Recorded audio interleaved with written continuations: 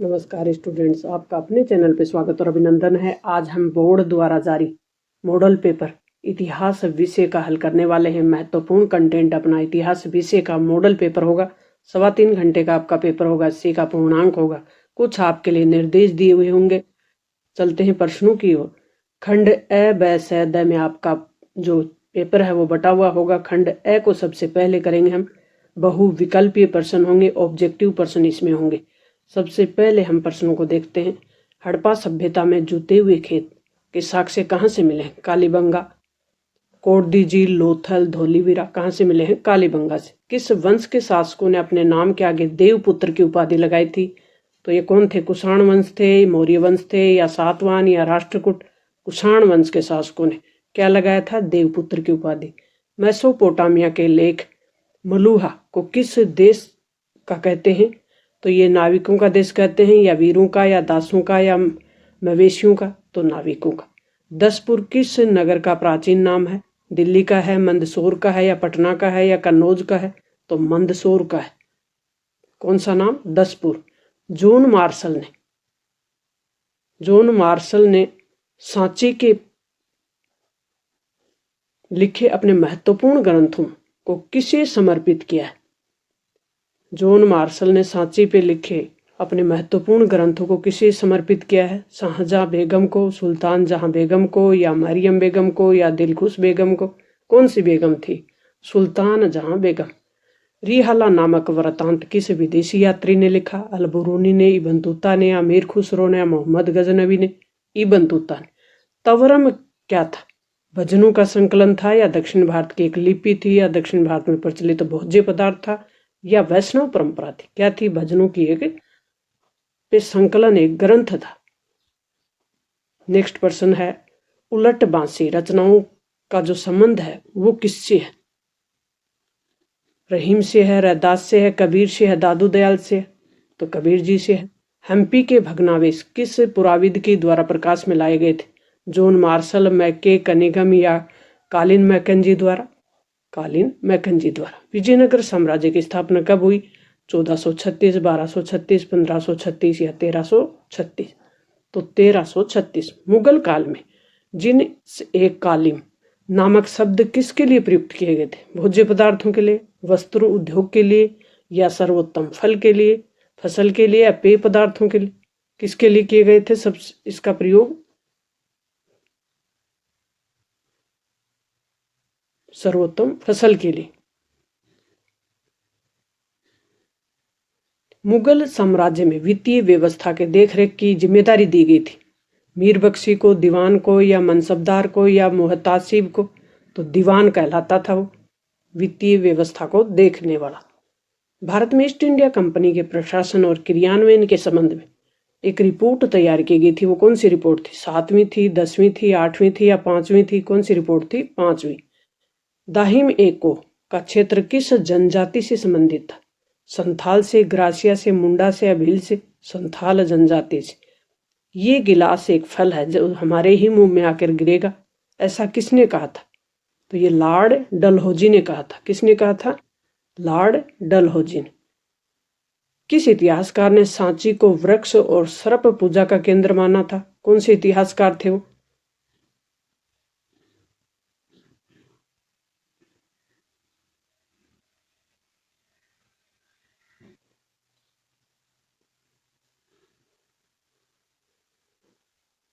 कौन से इतिहासकार थे? James Fergusson. जिन्ना ने प्रत्यक्ष कार्यवाही दिवस किस दिन मनाना तय किया था? 16 अगस्त 1946 को। 1942 में भारत छोड़ो आंदोलन के अंतर्गत कहां पर स्वतंत्र सरकार की स्थापना नहीं हुई? सतारा में तो हुई थी, तामलुक में भी हुई थी, बलिया में भी हुई थी, पंजाब में नहीं हुई। ऑप्शन द हो जाएगा अपना।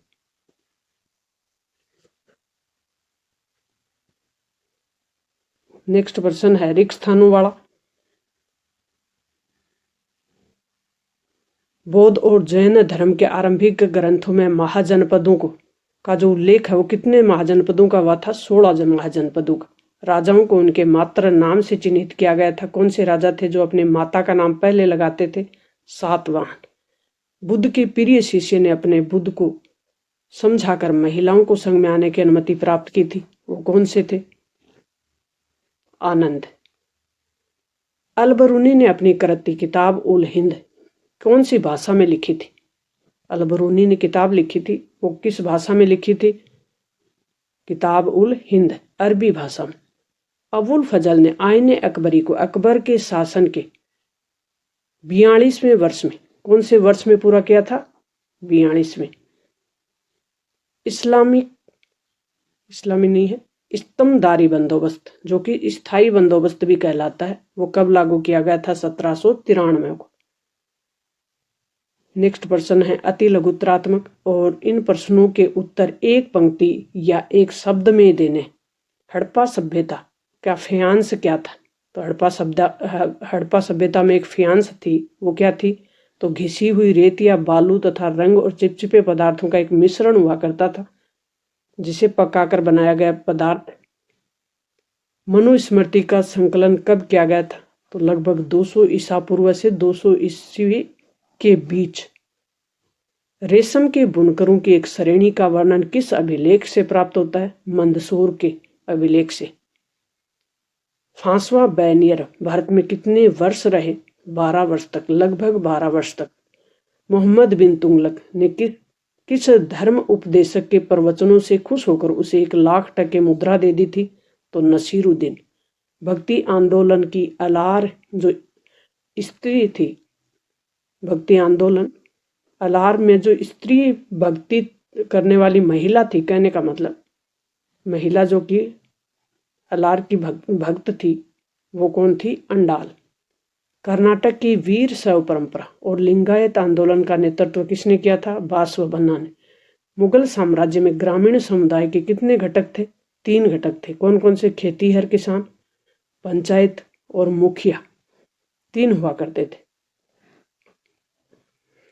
दक्खन दंगा आयोग की रिपोर्ट मुंबई सरकार के आयोग ने ब्रिटिश पार्लियामेंट में किस वर्ष प्रस्तुत की थी? तो 1878 में। महात्मा गांधी ने दांडी मार्च को कब शुरू किया था? 12 मार्च 1930 को। महीना कौन सा था? मार्च का।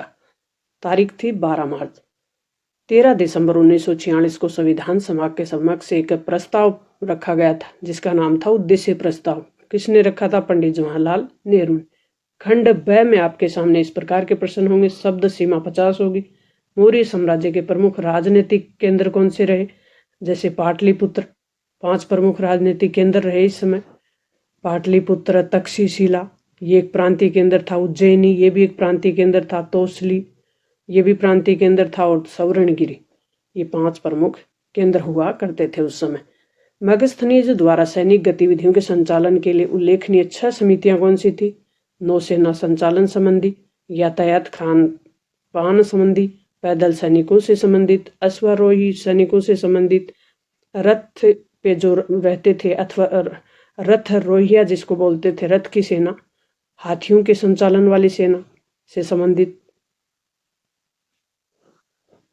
बहिर्विवाह पद्धति किसे कहते हैं?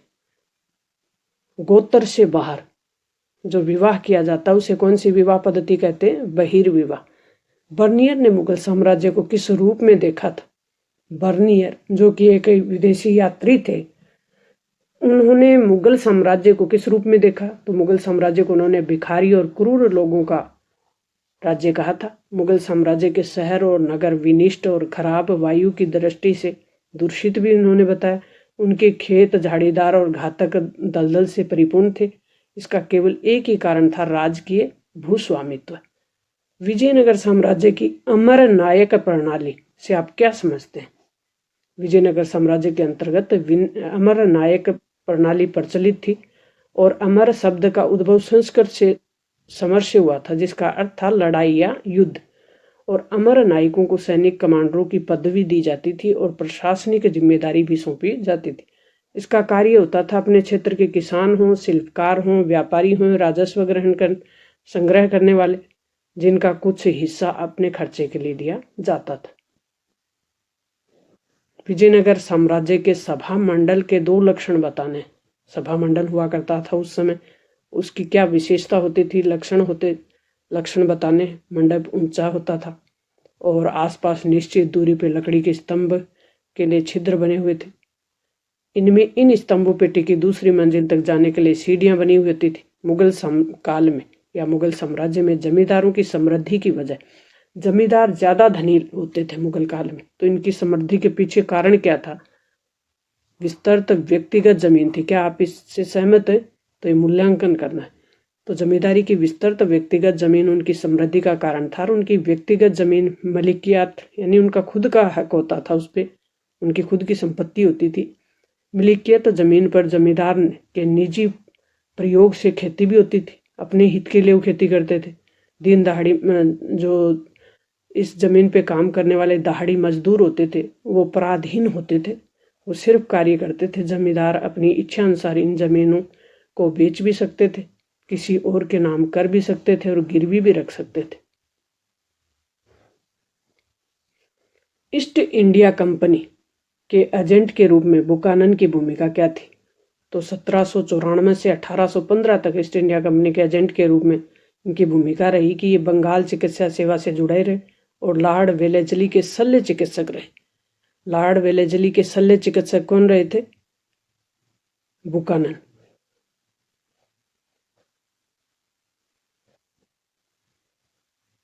फिर दूसरा इनका काम क्या था? इन्होंने अपने प्रवास के दौरान यानी जब ये भारत में रहे उस दौरान कोलकाता और अलीजोपुर था चिड़ियाघर, उनकी स्थापना भी की।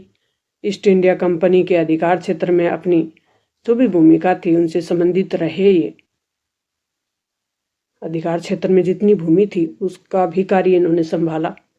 बुकानन ने लौह खनिज, अभ्रक, ग्रेनाइट और जो जैसे खनिज थे उनकी खोज भी की। वनवासियों के जीवन शैली से संबंधित आलोचनात्मक वर्णन भी इन्होंने किया। वनों को कृषि भूमि में बदलना चाहते थे। अवध के विलय में अंग्रेजों की दिलचस्पी क्यों थी? संक्षेप में व्याख्या करने की। अवध में ऐसा क्या था कि अंग्रेज उस पर कब्जा करना चाहते थे? तो उनकी मान्यता थी कि ये जो भूमि है ये नील की खेती के लिए, कपास की खेती के लिए बहुत उपजाऊ है, लाभदायक है और इस प्रदेश को उत्तरी भाग के बड़े बाजार के रूप में भी विकसित करना चाहते थे।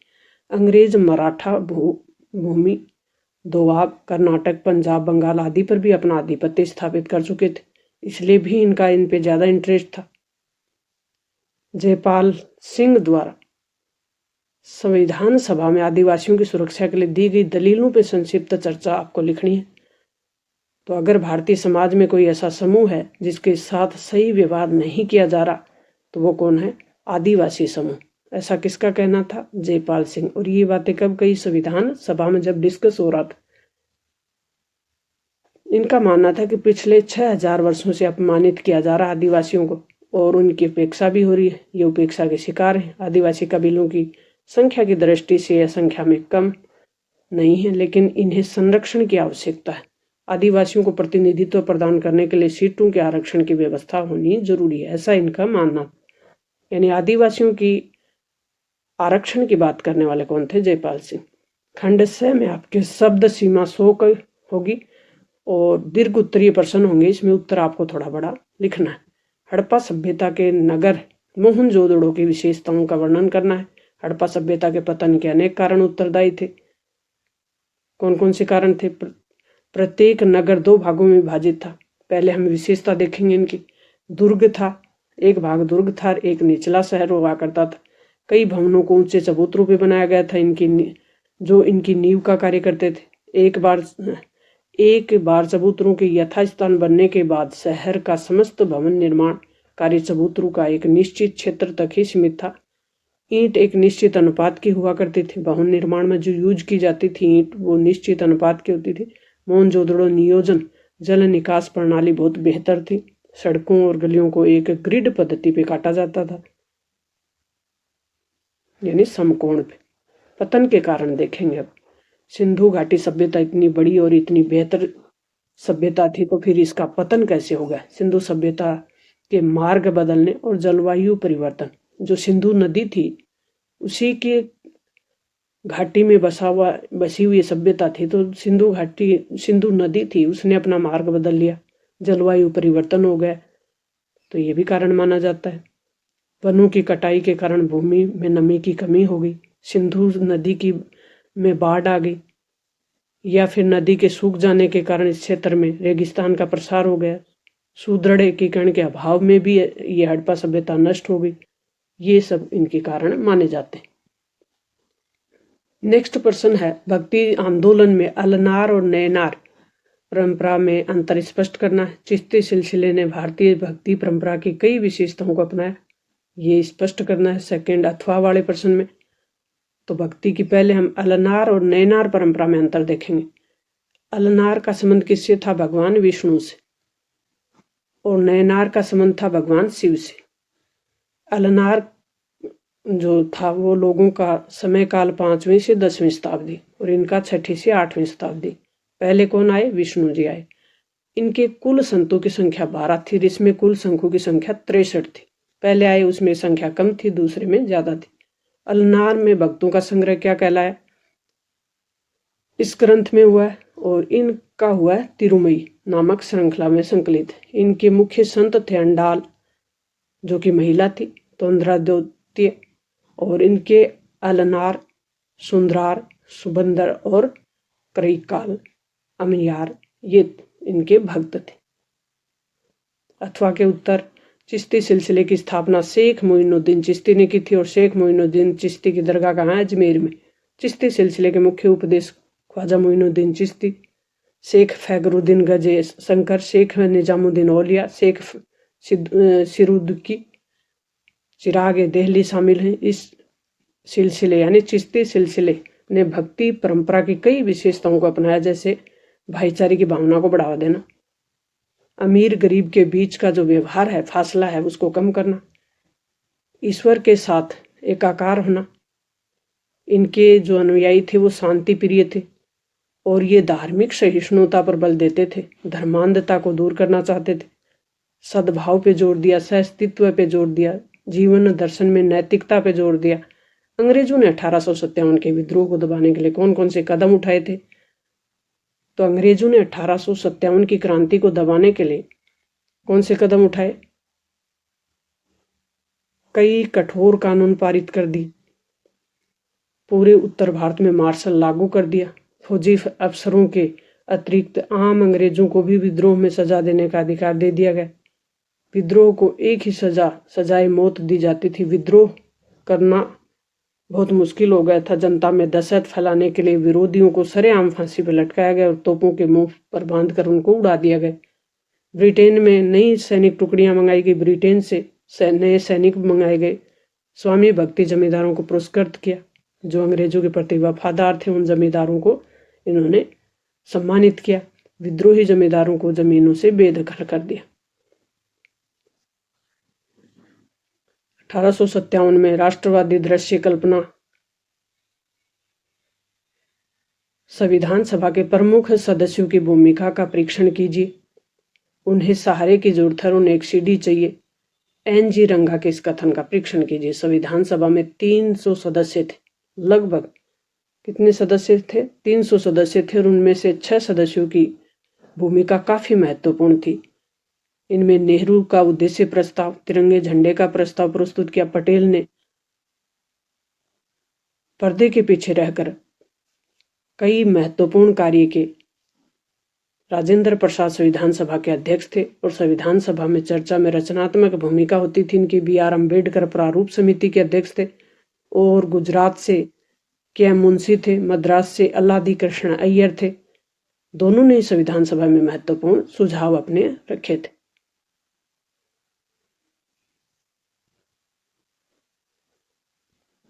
खंड 10 में निबंधात्मक प्रश्न होंगे। बौद्ध धर्म में स्तूप संरचना को बताते हुए सांची के स्तूप की विशेषता बतानी है। नई धार्मिक परंपरा में महायान बौद्ध मत के विकास का विश्लेषण करना है। तो बौद्ध धर्म में स्तूप की संरचना कैसी होती थी? अंड, ये क्या होता था? एक टीला होता था, कहीं संस्कृत में इसको एक टीला कह सकते हैं, और मिट्टी के टीले हुए जिन्हें अंड कहा गया। धीरे धीरे इनकी रचना जटिल हो गई और इसमें कई चौकोर और गोल आकारों का संतुलन बनाया गया। हर्मिका होती थी अंड के ऊपर छज्जे के, जहां ढांचा देवताओं के घर का प्रतीक होता था।